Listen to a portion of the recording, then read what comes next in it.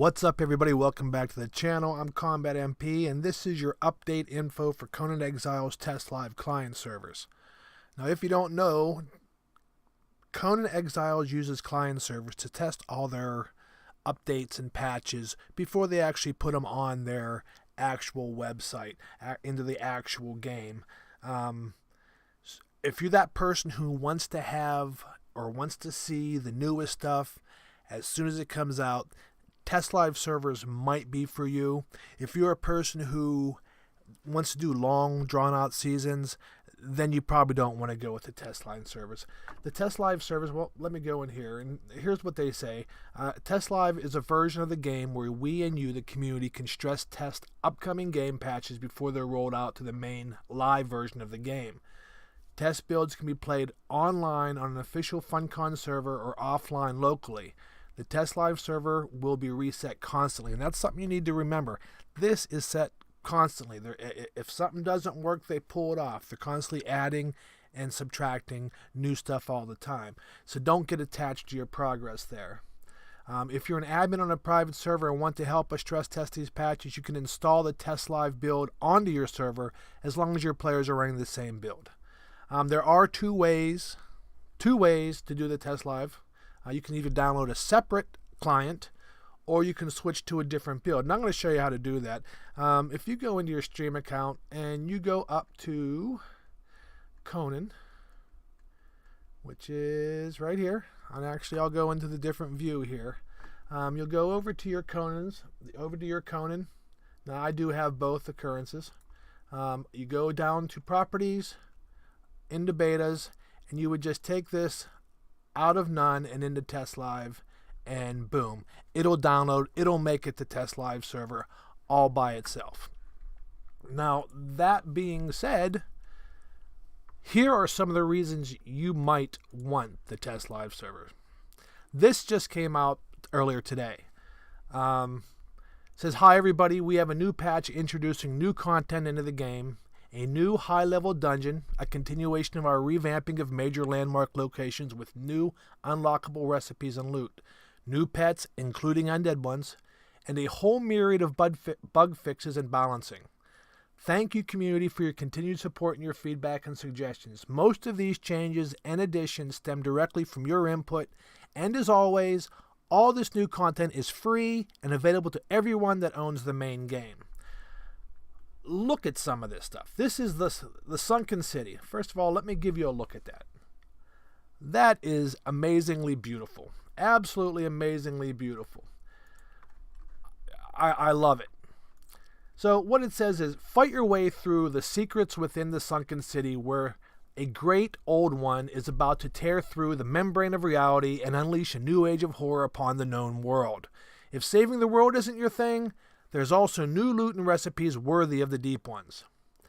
There's also a complete revamp of major capitals. Super Maru, New Asagarth, the summoning place, and the volcano have been reworked and repopulated, adding new NPCs and bosses, along with new rewards and loot for those brave enough to challenge these new locations. New pets, really, really cool. You can now tame frost giants and scorpions. There's also a new feat, Witch Doctor, which lets you summon wights and skeletons to your side, which is really, really amazing.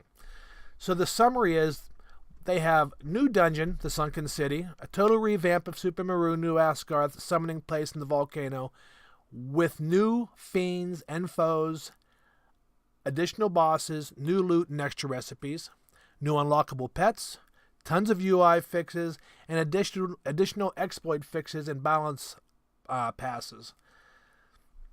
Now, there are some currently known issues. I'm not going to go over those. I'm going to look over a few of them. Some of the new additions. The Unnamed City loot pools have been increased. All bosses have received additional drops. In addition, the Library of Esoteric Artifacts has received even more unlockable scrolls. The population for the volcano has been adjusted, a number of additional bosses have been added, and parts of the population in the volcano is now also hostile. Super Maru population has been adjusted and improved, and bosses and unique thralls have been added. In addition, it is now possible to enter the Super Maru silver mine.